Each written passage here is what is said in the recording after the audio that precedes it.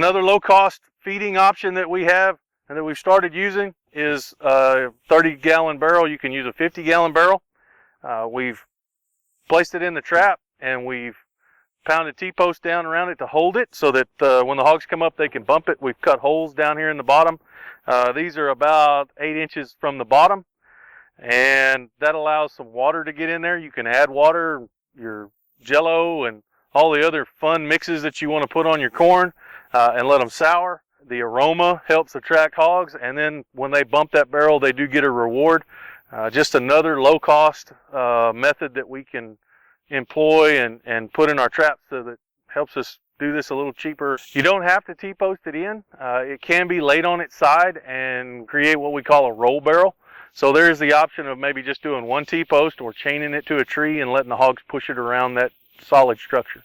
Some of the things that you'll need, obviously, is the barrel. They can be found for as little as $15 a piece.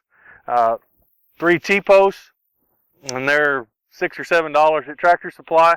And then you'll need about a 1-inch diameter hole drill bit so that you can drill holes in the barrel.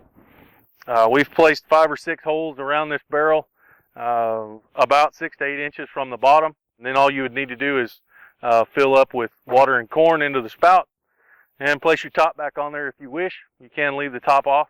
So one of the ways that we implement this barrel into our trapping system is as a scouting tool. We place it out in areas that we're looking towards trapping or building a trap to find out if we have activity coming to the barrel. Once we have activity coming to this barrel, then we decide to go ahead and build our trap around it. At that point, it becomes another draw station in the trap, and we still keep using it in the trap once we build the trap around it. This device also allows you to not make as many trips to your trap, so you're not having to come every day to bait your trap. You're not putting miles on your truck. You're not wear and tear of your body lifting all those heavy bags of corn.